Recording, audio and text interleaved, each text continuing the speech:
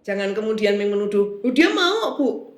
Dia juga sepakat, tapi aku rasa sepakat ketularan penyakit. Aku rasa sepakat hamil di luar nikah.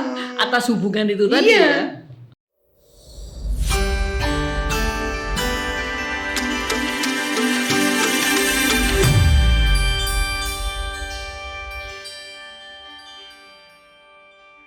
Jumpa lagi di Mana Lagi PSV UGM, Wanita Hebat, Indonesia Bermartabat. Saya masih punya satu tamu, Dr. Budi Wahyuni. Hari ini ngobrol lanjut, pokoknya terus. Hari ini berkaitan dengan mengapa ya perempuan selalu disalahkan kalau ada atau terjadi perkosaan atau kekerasan seksual.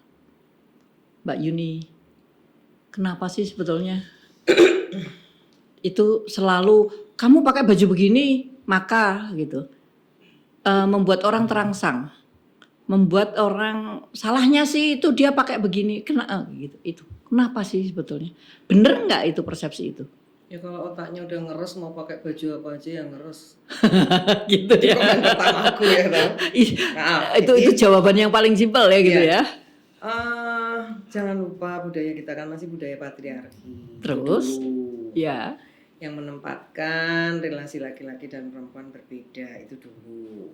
Oke. Nah jadi kalau toh misalnya kita bilang bahwa andaikan jalan di malam hari sendiri, misalnya ini di awal itu dulu, apa ya kemudian dia layak untuk diperkosa, apa ya dia layak untuk digoda, apa ya dia kemudian layak untuk dilecehkan, itu dulu. Itu kan persepsi orang ya. Iya. Jadi yang yang menganggap oh ini korban ini gitu kan, itu kan. Ini salahnya dia jalan sendiri malam-malam. Ya itu dulu contoh. Ini terjadi di Jogja pernah kok ini. Ada orang duduk sendiri di bawah pohon malam hari. Terus kemudian dia katut digaruk gitu loh, di tonetipan itu. Terus bilang, lah wong perempuannya tuh diem aja, duduk, enggak demo, enggak bengok-bengok, bayar iuran. Sebelah bayar iuran beras ya wajib ya tetap ngapain gitu kan. Orang ngergeti juga ya toh, buang sampah gitu kan. Nah ternyata usut punya usut. Iya, ternyata usut punya usut itu nggak pantas malam hari duduk di situ itu. Kok mengganggu ketertiban umum lho, sing diganggu ki sapa? Wong itu linggo meneng wae yo. Dia tidak mengganggu suara, tidak mengganggu. Ora meneng wae ngene iki lho. Tinggal mengganggu ketertiban umum. Lah ya sing ketertiban umum sing koyo ngopo wong meneng wae yo. Itu ya gitu ya. Salah satu ya itu ya persepsi ya. Misalnya gitu ya. Jadi contoh yang paling gampang gitu. Nah, itu panjang soalnya diskusinya. Sampai pada tahap misalnya ada kasus misalnya. Loh, kalau kemudian dia diam aja kok. Dia diam aja gitu. Kalau dia nggak mau, pasti kan dia bilang tidak. Protes paling murah. Gerakannya gimana? Dia tuh diam aja kayak orang pasrah. Berarti dia mau loh. Emangnya ke paranormal iso bedek nek meneng wae iki mau gelem. Ya, oke. Nah, sekarang ini sudah diatur di Undang-Undang Tindak Pidana Penghapusan Kekerasan Seksual. Andai kata dia mau, dia diam, bukan berarti dia mau. Andaikan toh dia mau, boleh toh mau? Boleh. Memang wis podo, misalnya wis podo dewasa nih, kepengen juga boleh. Tapi bukan berarti kalau dia mau itu terus terjadi kekerasan. Oke. Kayaknya kalau aku ACC terus kemudian ya layaklah terjadi kekerasan, enggak. Nah, jadi diam itu bukan berarti mau. Betul. Mungkin takut, mungkin apa, kan kita selalu dikasih aku iki diam di kongkon apa ya manut kon ucul-ucul kambi ya manut ya terus loh. Lah piye to iki? Wong arep protes ki wis apa peso apa ning sebelah misalnya. Kalaupun enggak misalnya dia enggak usah pakai pisau tapi dia dia ya udah saya mau karena saya suka gitu. Ya suka oke. Suka sama suka kan? Bukan, Ya, oke. artinya sama-sama punya concern, Ya, sama-sama concern. punya persetujuan, punya Ya. persetujuan. Oke. Concern itu ya orang selalu Consent menganggapnya itu. Oke, consent berarti kan gitu. Kita sepakat. Ya. Sepakat. Oke, mau melakukan sesuatu X, oke. Ya, Nir kekerasan, oke. oke. Tapi juga tidak ada korban. Tidak ada penyakit, tidak ada kehamilan unwanted pregnancy yang aku. Itu yang harus jelas Iya. ya. Jangan kemudian menuduh, oh, dia mau Bu. Dia juga sepakat, tapi aku rasa sepakat ketularan penyakit. Aku rasa sepakat hamil Di luar nikah. atas hubungan itu tadi Iya. ya. Itu. Jadi iya itu bukan berarti Diam itu bukan diam, berarti iya. diam berarti mau satu. Bukan Keduanya Andaikan mau, toh mau bukan berarti terjadi kekerasan, diiyakan terjadi kekerasan, satu. Terus resiko tanggung bareng. Oke. Lah kowe padha-padha menikmati kok aku dibar kuwi aku dadi meteng kowe ora. Dan terus lungo. Nah, terus bar kuwi engko penyakitmu ning nggon aku kowe ora. Artinya meninggal itu loh yang tadi gimana caranya mendiskusikan. Nah, artinya ketika dia mau, pas lagi ngobrol gitu terus hasratnya entek. Piye?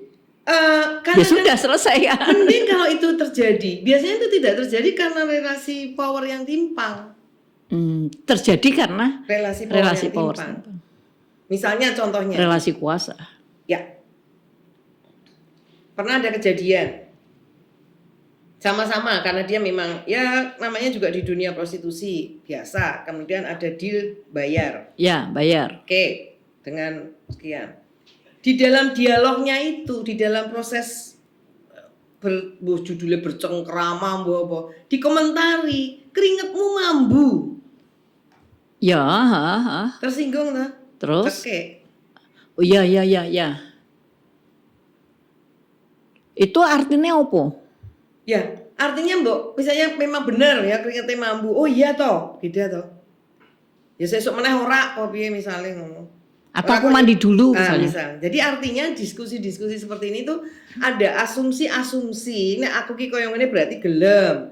Nek aku ki ngene berarti layak. Kalau aku tuh begini berarti gini loh. Jadi itu yang kadang-kadang kita itu ya kayak sepertinya kok jadi kemudian ya menyalahkan perempuan toh. Salahnya padahal data di Komnas Perempuan tuh apa?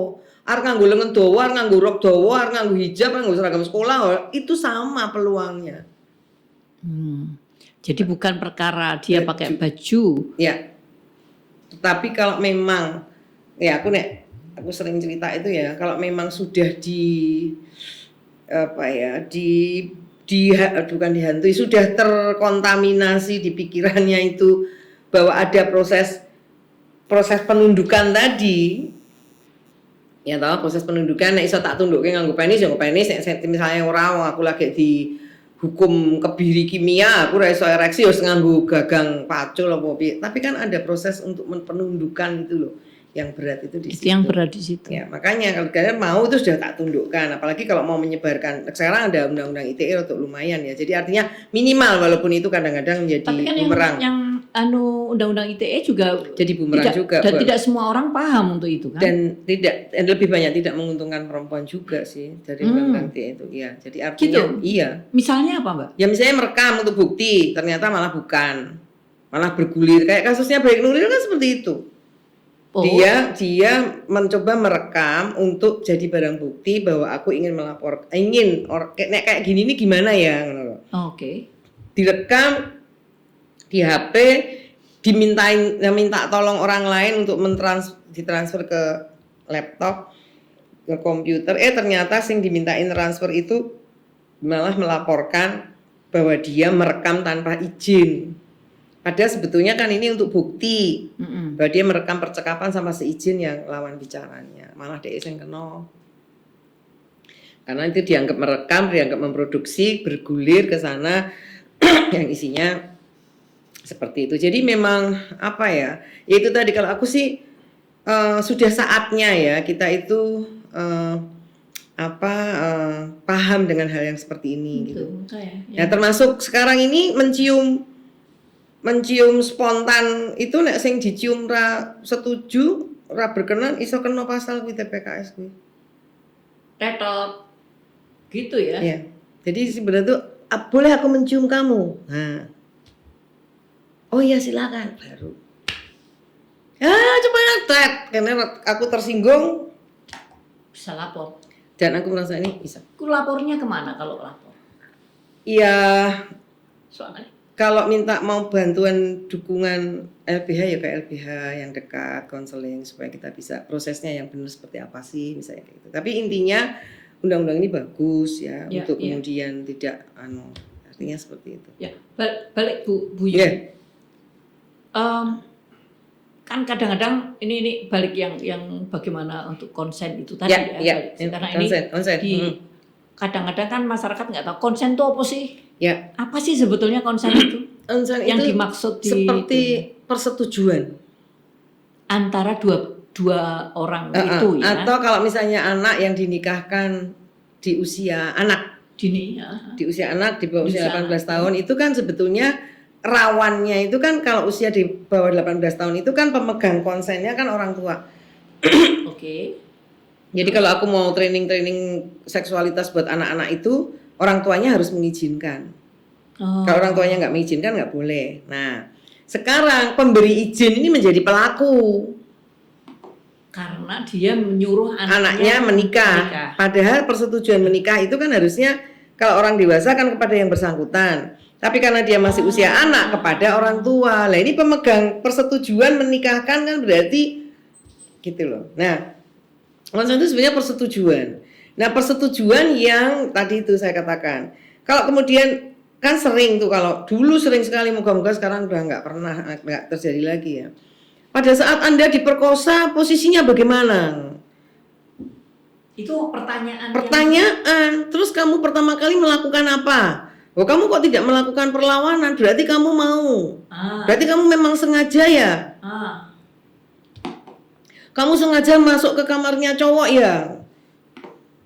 Lu wong mlebu ning kamar ya totok-totok ngono ya biasa atau apa ya misalnya. Kalau memang nggak boleh ya nggak boleh lah. Nah, ini persoalannya kan kemudian kita punya asumsi-asumsi gitu loh. Nah, itu yang asumsi lama kan itu. Yang asumsi yang kemudian lah. Kalau memang dia nggak mau ya, ada orang mengatakan begini, "Bu, harusnya kan dia tuh udah tahu ya Bu sejak awal. Diajak pergi. Arahnya ke Kaliurang. Ya. Mampirnya ke restoran yang ada hotelnya.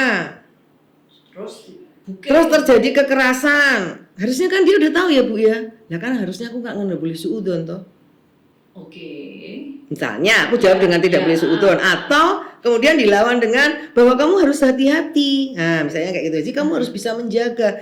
Nah sekarang kalau kemudian diarahkan ke sana, apakah kemudian kalau sampai ke restorannya di Kaliurang itu kemudian katakanlah itu terus kemudian aku layak untuk mendapat perlakuan kekerasan seksual? Jadi, harusnya kan dia kalau aku mau bilang harusnya dia nggak perlu ngajak ke Kaliurang jajan atau jajan weneng kini misalnya gitu. Kalau mau eleh-elan. Tapi ini kan bukan dalam konteks kepingin eleh-elan, kepingin menang kalah, tapi cara pandang yang tidak selalu menempatkan perempuan sebagai penyebabnya. Oke. Jadi konsen itu tadi menjadi satu hal yang penting dan itu bagian dari komunikasi. Balik lagi ke komunikasi menjadi sesuatu hal yang utama ya. Nah, cuma persoalannya komunikasi itu kadang-kadang kita selalu diucapkan dengan verbal kayak gini loh. Oke. Nek menang yo aku ketakutan yo keringet dingin wis metu ini ki apa yo memang kamu setuju nak yo ora to. Kan wis ketok orang mau mengatakan mbuh mukanya pucat, mukanya apa berarti dia dalam keadaan takut. Tapi kan kadang-kadang kita mengatakan bahwa tidak itu harus dikatakan dengan seperti itu. Dan tidak adalah tidak. Kan itu sebetulnya. Kadang-kadang kan kalau kita dianggap bahwa diam itu iya. Atau ngomong tidak ngosok tidak gitu aja. Ayo toh misalnya. Apalagi kalau sudah nolak rezeki, wah wis telak we.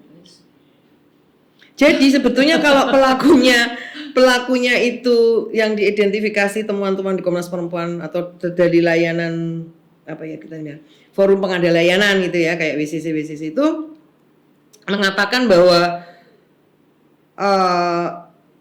apa ya, iya misalnya atau apa, bukan. Jadi kekerasan kalau yang dilakukan oleh orang-orang terdekatnya itu sebetulnya bisa dikredit. Nah, aku bilang. Maksudnya ini kenalan, antar jemput, jajak ke, dihadiahin. Terus? Gak mungkin dia nggak mengatakan tidak. Rikoh. Oke. Kredit. Iya toh? Terus. Ya udah, terus kalau kemudian dia rikoh untuk tidak menjawab tidak, toh seperti kasus yang terakhir di Bantul itu. Oke. Dia sudah bisa bertahan terus untuk tidak anu, akhirnya dia sungkan. Diminta untuk nemenin beli sepatu. Ya kan? Ya. Sebelum beli sepatu pamitnya mau pamit pamannya. Di satu tempat itu. Ternyata itu tempat kos-kosan. Terus dia sudah nunggu di pagar. ya. Dia kongkon mendekat ke pamannya.